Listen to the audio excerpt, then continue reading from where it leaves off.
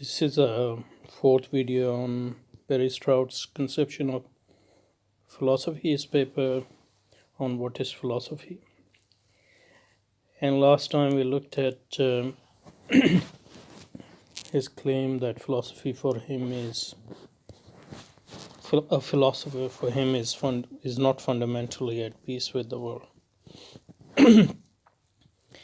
And one explanation for this is that on the one hand, a philosopher, or his type of philosopher anyway, aims to understand the reality as it is. So he has undying curiosity. But on the other hand, he knows that he can't know the world as it is, probably because of the limitations of various sort. But instead of accepting those limitations, the philosopher keep this paradoxical attitude, in the sense that he aims for limitless knowledge, but at the same time realizing that he can never attain that knowledge. That's one way. The second way is that although she wants to understand the world as it is, she also knows that because philosophy is not the conclusion we reach, but the attitude, so we are bound to question that conclusion as well. So there is not going to be any final conclusion. So in this sense, the philosopher is not fundamentally at peace with the world. So it's always wanting more than he or she can get. So he goes on to say that philosophy is interesting and challenging to me personally only insofar as there is no otherworldly theological account of things. And that follows from the way he contrasts philosophy with religion. And I said before, one of the main reasons for this is that modern philosophy, came out of a civilization which was otherworldly. And it's sort of part and parcel of a civilization which is this worldly, like capitalist civilization. So that's why it understands itself in contrast to that civilization. But that contrast consists in basically its own understanding of that civilization. So philosophy is interesting and challenging to me personally only insofar as there is no otherworldly theological accounts of things. Because probably it's very hard to understand why this is so,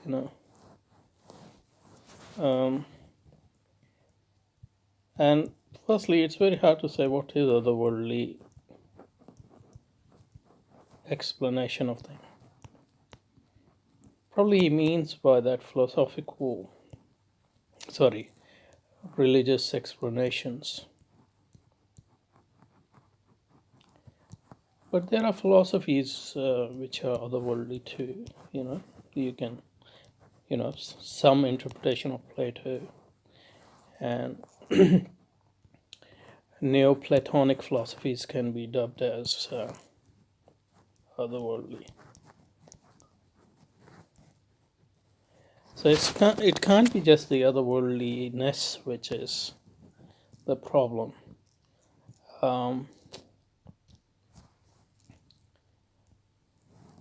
Probably the finality, because the religious solution are apparently final. They give you final understanding of the world. That's why they are incompatible with philosophy, which doesn't take anything as well. But obviously, this is a very poor understanding of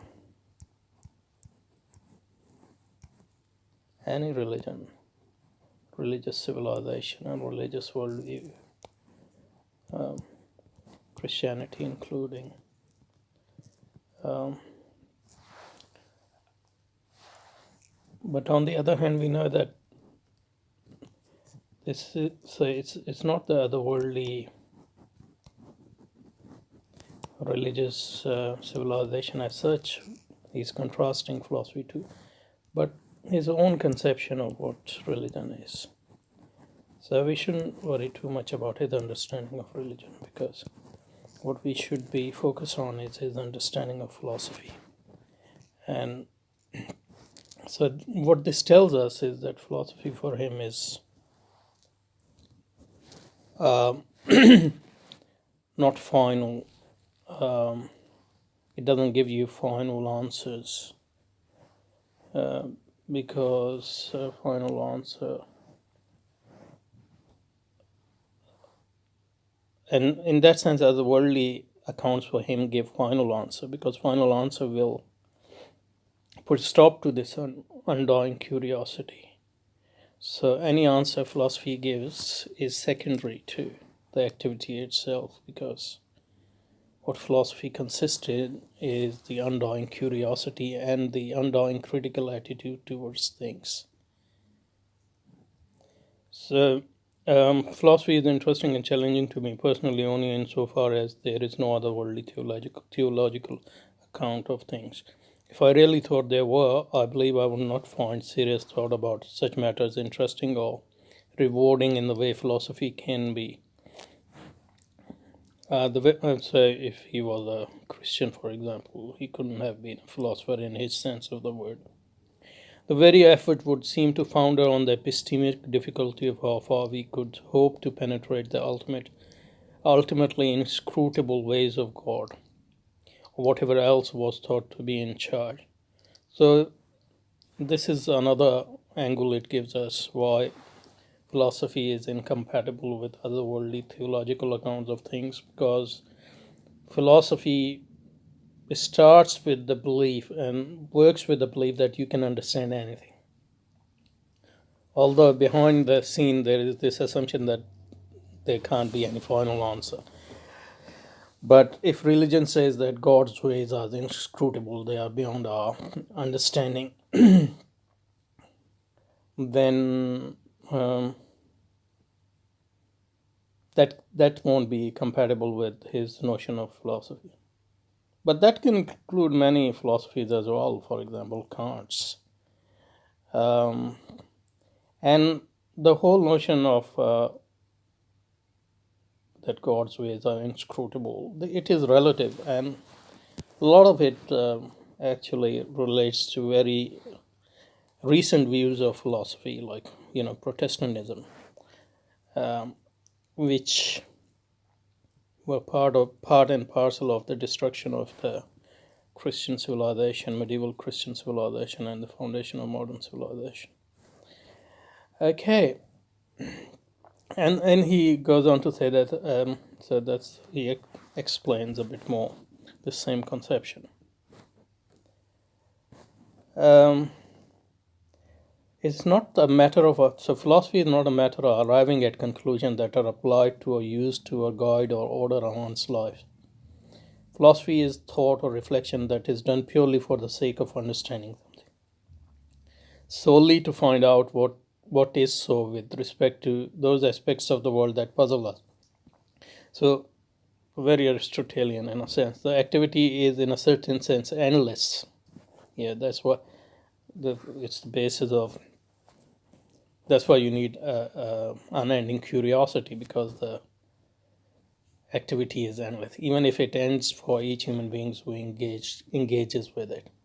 And this sort of explains the paradox, which I mentioned before, that although the basis of philosophy is this undying curiosity and endless activity, but your mortality actually belies that. So you have to somehow explain that away or just ignore it, and that creates the paradox which I mentioned before. So philosophy, as I see, is an activity. So that's a bit more, not a set of doctrines or truths at all. So it's seeking truth, but can't focus on those truths, because once you have achieved, they're all relative, because the activity is unending. So the truths of today can prove to be, falsehoods of tomorrow. So that's why you can't focus on doctrines.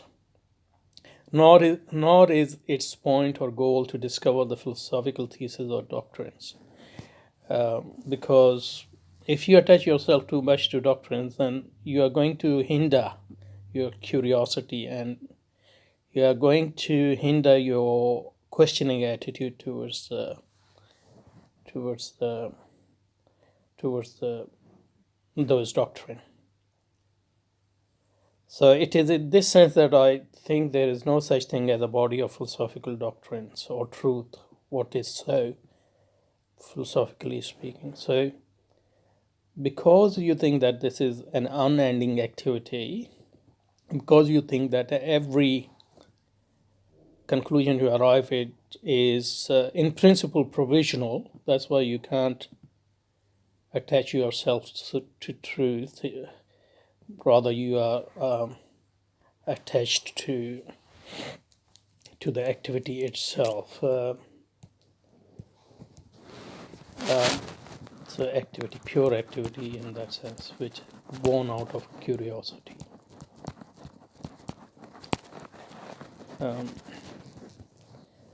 And the actual truth is not the motive, even though it is the motive. That's what spurs you. But since you know that you can never arrive at the final truth, then your loyalty goes back to the activity rather than the truth. So in that sense, freedom is more important than truth, even though you were spurred by truth itself. Um, uh, and that notion of freedom in this sort of philosophy, it relates it to modernity, because the whole foundation of modernity is on freedom, as I've said several times. So that's his notion of philosophy.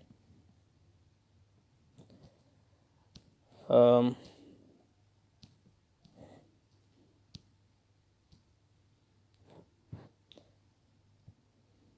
so he's not denying that in philosophy you have truths, and there are philosophical works and you read them and there is tradition.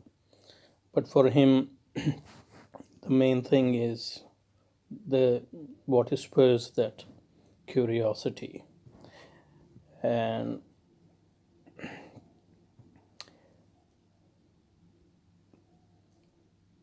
of course, these philosophers will concede that it is necessary to become acquainted with philosophy to learn something about it if you want to do something in it. But many would deny that what they do is derived from previous philosophy. In a way, they might grant that present painting or music are derived from their past and not fully intelligible apart from them. Many philosophers say that they are just interested in solving certain problems that present themselves, or in understanding certain phenomena, or putting forward correct theories of this or that aspects of the world. So that sort of becomes co-terminus with science. That's Cohen's conception of philosophy, for example.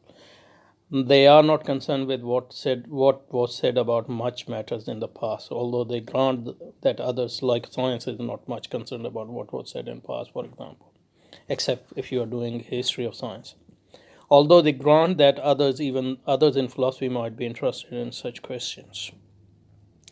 W. E. Coyne, for example, has remarked that people go into philosophy for different reasons. Some are interested in the history of philosophy, and some are interested in philosophy. He would put himself in the second category, but the fact that Coyne is not primarily interested in studying the history of philosophy doesn't mean that he philosophizes in ignorance of or in isolation from that tradition. In fact, Coyne knows a great deal about the history of philosophy. It is just that the history of philosophy for him was Carnap and Principia Mathematica, Russell's Principia Mathematica. He knows both of them very well. His philosophy is in large part a response to them.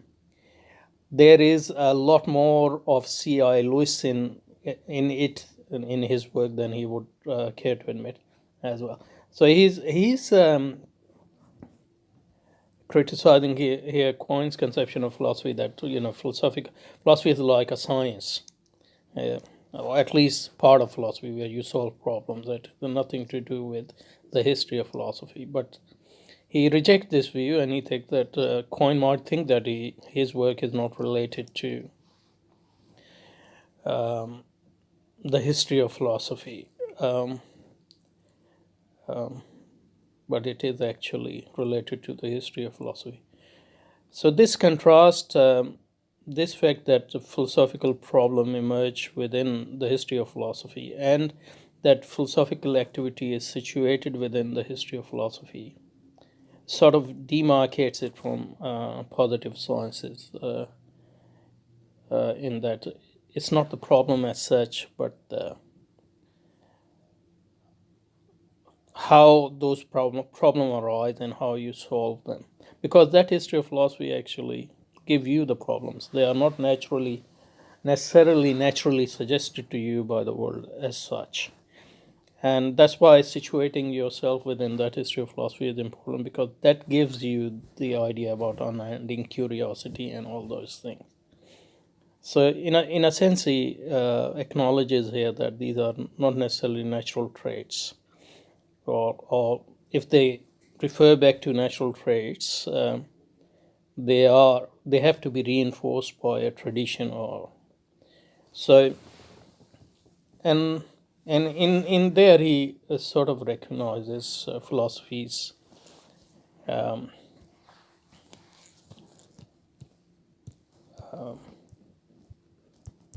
close association with history, especially its own history, and with modernity as such, because modern philosophy's history starts with modernity, with Descartes, with Kant.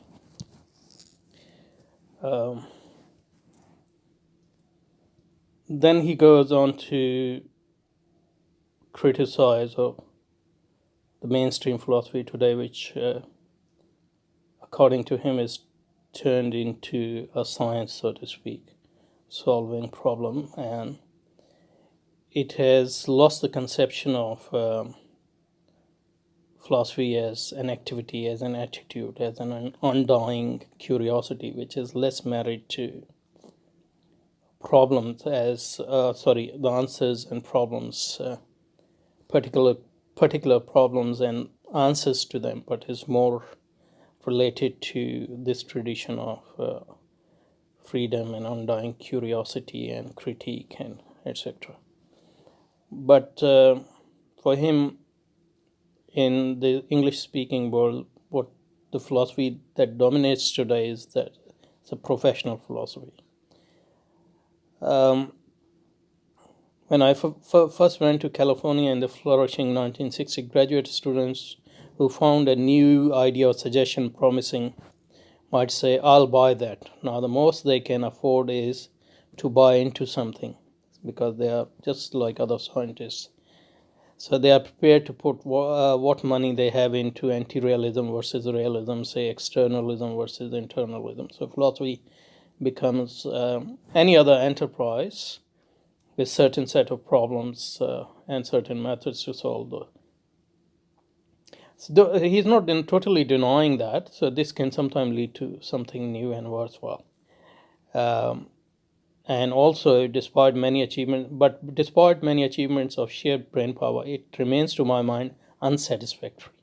And if not unphilosophical, at least not sufficiently philosophical. So most professional philosophy for him doesn't actually pass the test of philosophy, the conception of philosophy he has, the philosophy he has. and activity. And I'll get to the reason for that in a minute, but let us say. So they are insufficiently critical, these mainstream philosophers, because they have turned philosophy into solving exercise. They have forgotten its source in curiosity, unending curiosity, and critical attitude. So they are insufficiently critical of what a philosophical thesis or theory amounts to, and what it means to adopt or accept such a thing. That makes philosophical theorizing look too much like accepting an ideology or creed or a religion. So, yeah, so for ideology or creed or religion for him is different from philosophy, because they are too much married to their results, their conclusion, and they are too uncritical towards those results. So it doesn't take into philosophical consideration the very attitude of so-called acceptance itself, or the very status of the doctrines or theory accepted.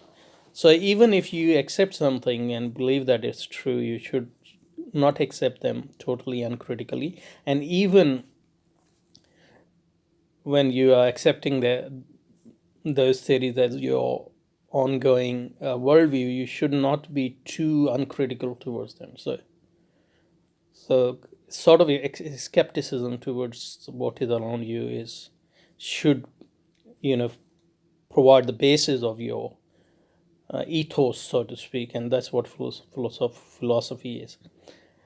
But today, the philosophy done today is not like that. It takes for granted that we understand what sort of thing a philosophical doctrine or theory is, and ask why only which ones to accept and which one to reject. So it becomes more focus on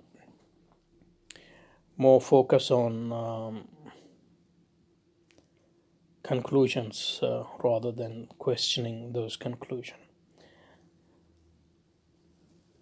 And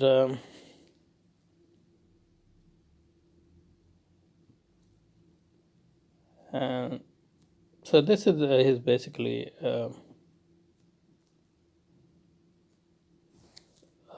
sort of concludes what I was interested in. And I think the basic problem with this account is, I mean, we can accept to a certain extent that there is such a thing as undying curiosity and all that, and I think every civilization has certain people of that sort, and that is based in human nature, as Aristotle said, desire to learn, this wonder and curiosity, and that provides the source of a lot of knowledge. But the thing is, a lot of his negative conception of philosophy, what he seems to forget here is that we can't have the same critical attitude towards what we consider to be true and what we consider to be false.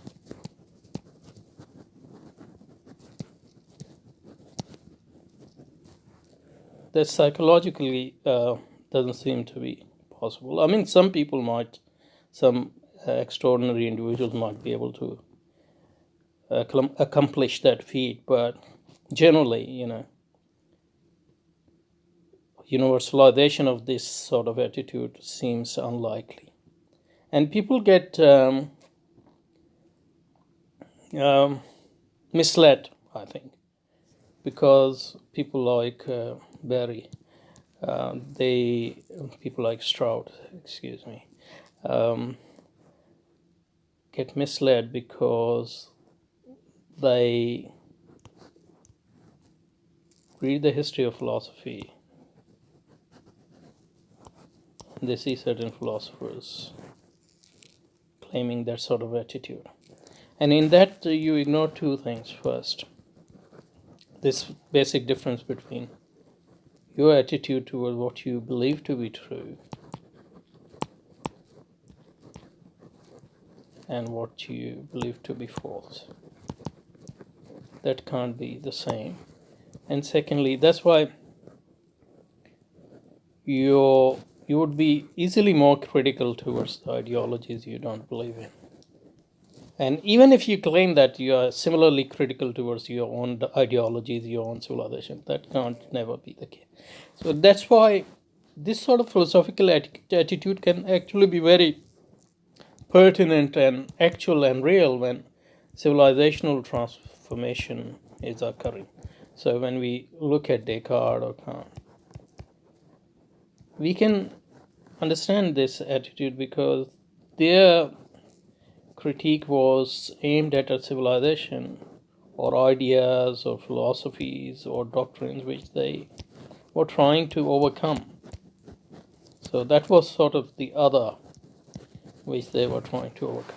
But one that has been accomplished and a new civilization has emerged, which you believe to be superior to other civilization. You believe your own society to be advanced society and more civil than others.